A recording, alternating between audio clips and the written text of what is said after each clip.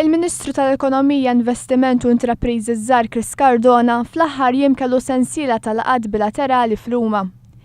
F'laqgħa mal-Ministru Taljan għall-Iżvilupp Ekonomiku Flavio Zanonato, il-Ministru Chris Cardona qal li bħalissa qed tkun iffinalizzata policy industrijali għal Malta, xi ħaġa li sal-lum għadha nieqsa.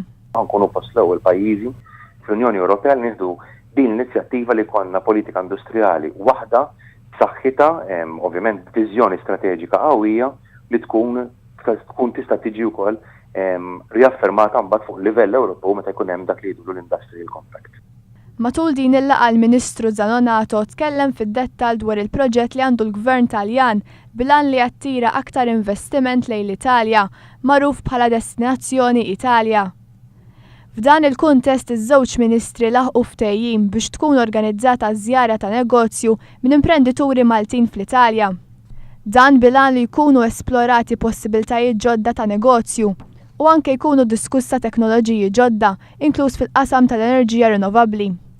Il-Ministru Cardona tkellem dwar kif il-Gvern Malti qed jaħdem biex l-intrapriża lokali tħaddan il-kunċett magħruf bħala Born Global fejn il-viżjoni tagħhom ma tkunx limitata biss għas-suq lokali imma wkoll għal dak internazzjonali.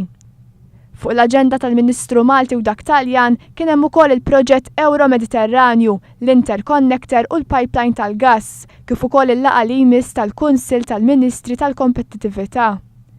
F'Ruma Chris Cardona ħassem ukoll fit-tieni konferenza ministerjali Ewropea tal-ħbieb tal-Industrija li kellha fost il-parteċipanti il-Prim Ministru Taljan Enrico Letta u l-Viċi President tal-Kummissjoni Ewropea Antonio Tajani.